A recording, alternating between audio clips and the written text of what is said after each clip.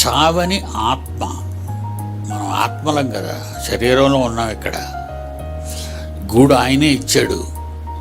మరి భూమి మీద పనిచేయాలంటే నోరున్న ఈ గూడు, నాలుకన్న ఈ గూడు, చెవులున్న ఈ గూడు, కాళ్ళు చేతులున్న ఈ గూడు కావాలి మనకి. అందుకే ఇచ్చాడు దేవుని పని చేయటానికి. మీరు దీన్ని మీకోసం ఓన్ పర్పస్ వాడేసుకుంటున్నారు.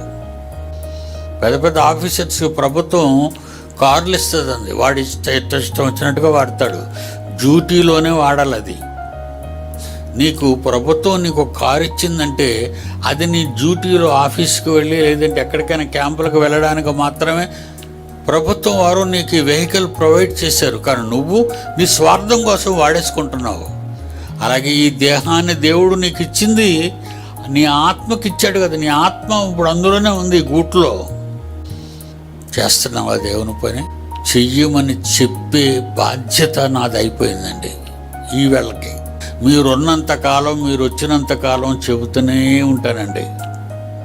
ఫిలిప్పీయులకు రాసిన పత్రిక 1వ అధ్యాయం 21. నా మట్టుకైతే బ్రతుకుట క్రీస్తే, చావైతే లాభం. అదండి కరెక్ట్గా చెప్పాడు పాపం. చచ్చిపోతే లాభం అంటాడేంటి? మనం ఏడుస్తాం చచ్చిపోతే. చావైతే లాభం అంటున్నాడు ఏంటండి? లాభం ఏంటి? మహిమలోకి వెళతావు, అది లాభం. నేను ఎందుకు శరీరంలో ఉంటున్నానో కింద చెప్తున్నాడు చూడండి. ఈ శరీరంలో నేను ఎందుకున్నానంటే ఆయనను నేను శరీరములో జీవించుట, శరీరముతో జీవించుట మిమ్మును బట్టి మరీ అవసరమై ఉన్నది. శనివారం చెప్పాలి, ఆదివారం ఉదయం చెప్పాలి, ఆదివారం సాయంకాలం చెప్పాలి. మిమ్మును బట్టి నేను ఈ దేహంలో, ఈ శరీరంలో ఉండాలి. శరీరంలో నేను ఉండాలి.